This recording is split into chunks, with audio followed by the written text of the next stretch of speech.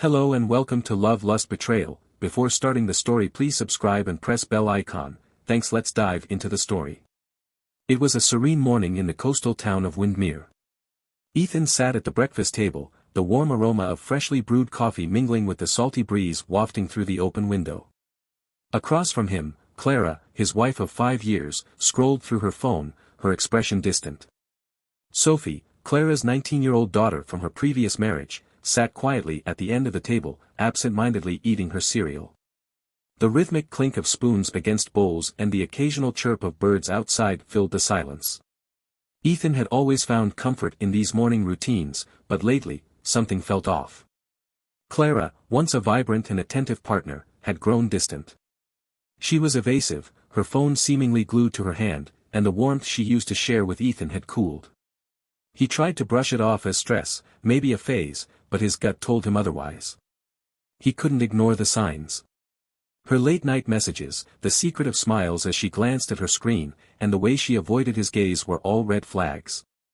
He felt like a stranger in his own marriage, and the unease gnawed at him.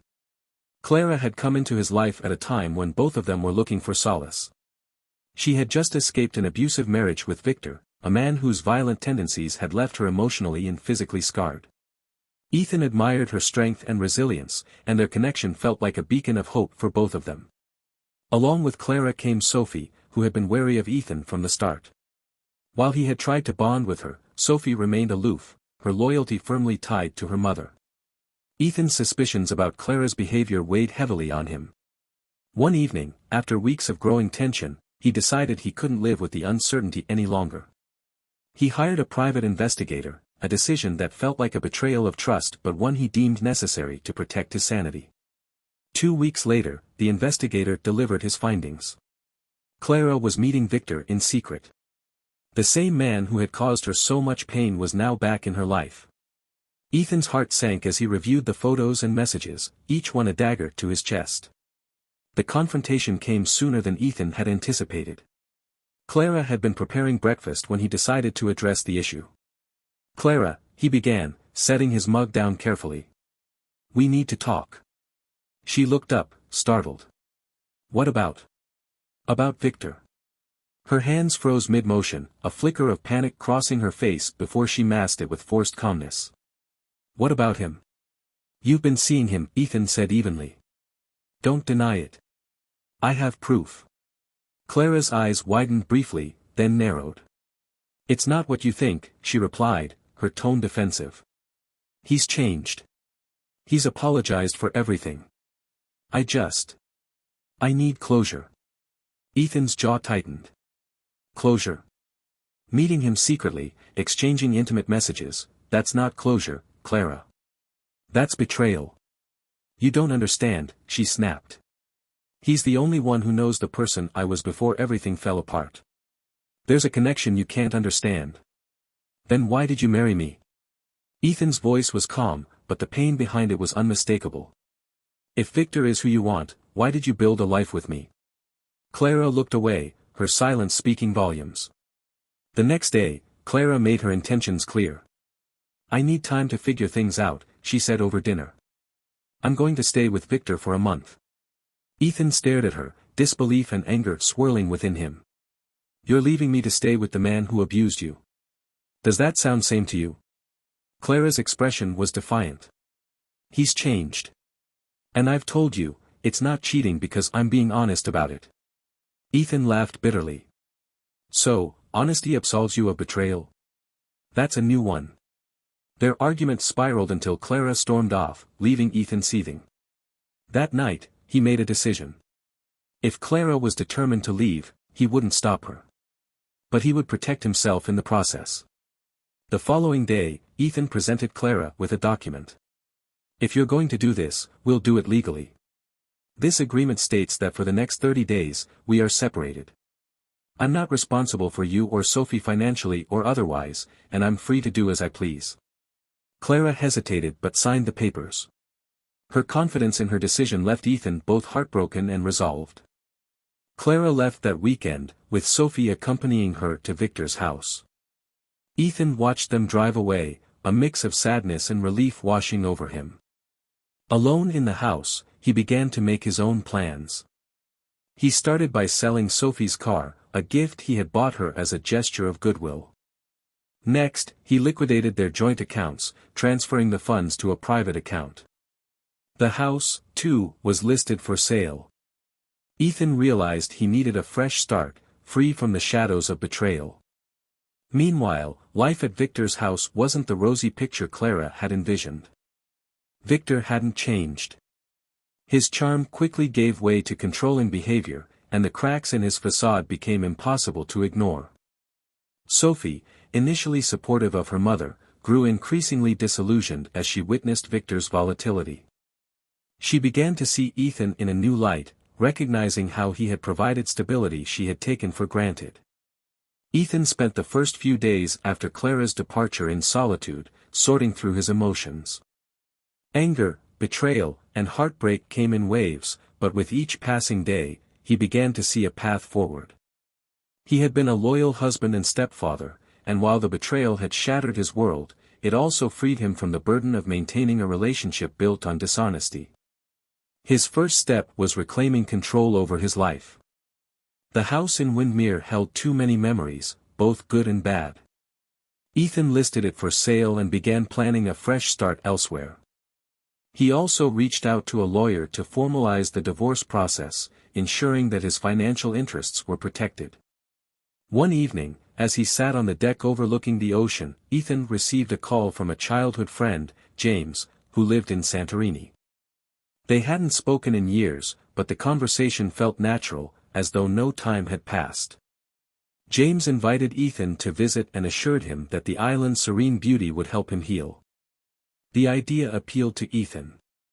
Within weeks, the house was sold, and he boarded a plane to Greece, leaving behind the ghosts of his marriage. Clara, meanwhile, was discovering that her decision to return to Victor was a grave mistake. Initially, Victor had been charming, lavishing her with attention and promising her a fresh start. But it didn't take long for his old habits to resurface. He became controlling, dismissive of her feelings, and quick to anger. Clara's attempts to address these issues were met with hostility, leaving her feeling trapped and disillusioned. Sophie, too, began to regret her decision to support her mother's choices. Victor's behavior made her uneasy, and she missed the stability Ethan had provided. She tried to broach the topic with Clara, but her mother's pride prevented her from admitting that she had made a mistake. One evening, after a particularly heated argument with Victor, Clara found herself sitting alone in the kitchen, staring at her phone. She wanted to call Ethan, to apologize and ask for forgiveness, but she couldn't bring herself to dial his number. Deep down, she knew it was too late. In Santorini, Ethan found solace in the island's breathtaking landscapes and the kindness of its people. James introduced him to a small but vibrant community of locals and expatriates, many of whom had their own stories of heartbreak and resilience. Among them was Elena, a talented artist who ran a gallery in the heart of the village. Elena and Ethan struck up an easy friendship, bonding over long conversations about art, life, and healing. She encouraged him to channel his emotions into photography, a hobby he had abandoned years ago. With her guidance, Ethan began capturing the beauty of Santorini through his lens, rediscovering a sense of purpose and creativity he hadn't felt in years. As weeks turned into months, Ethan's photographs gained recognition within the community. Elena offered to display his work in her gallery, and the positive reception from locals and tourists alike gave Ethan a newfound confidence. For the first time since Clara's betrayal, he felt like he was truly moving forward. Back in Windermere, Clara's situation with Victor continued to deteriorate. His behavior grew more erratic, and she began to fear for her safety. Sophie, witnessing her mother's distress, decided to take matters into her own hands. She reached out to Ethan, sending him a heartfelt email apologizing for her role in the events that had unfolded. Ethan. I know I have no right to ask for your help after everything that happened, but I don't know who else to turn to. Things with Victor are worse than I ever imagined, and Mom is too proud to admit that she made a mistake. I'm scared for her and for myself. I just wanted to say I'm sorry for the way I treated you. You didn't deserve any of it. Sophie. Ethan read the email several times, his emotions a mix of anger, sadness, and concern. He debated whether to respond, ultimately deciding that he couldn't ignore Sophie's plea. He replied, offering words of encouragement and advising her to prioritize her safety above all else. While he wasn't ready to forgive Clara, he couldn't turn his back on Sophie entirely. With Ethan's support, Sophie found the courage to confront her mother. She urged Clara to leave Victor and rebuild their lives, even if it meant starting from scratch. Clara, worn down by months of turmoil, finally admitted that she had made a terrible mistake. Together, they packed their belongings and left Victor's house, seeking refuge with a relative in another town.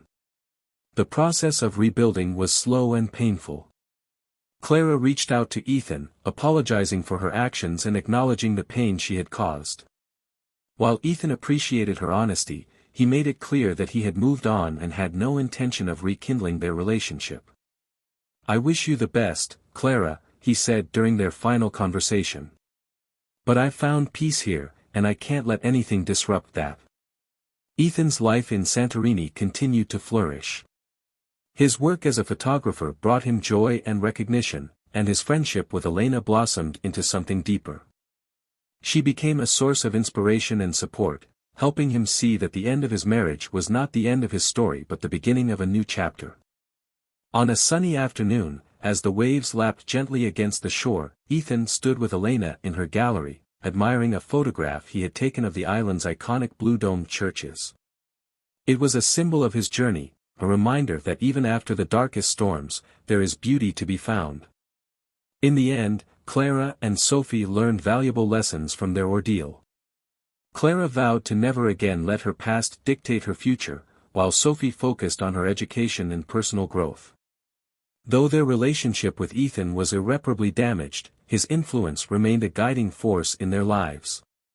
For Ethan, the betrayal that had once consumed him became a distant memory, overshadowed by the happiness and fulfillment he had found in Santorini. The scars of his past remained, but they no longer defined him. Instead, they served as a testament to his resilience and the strength it took to rebuild his life on his own terms.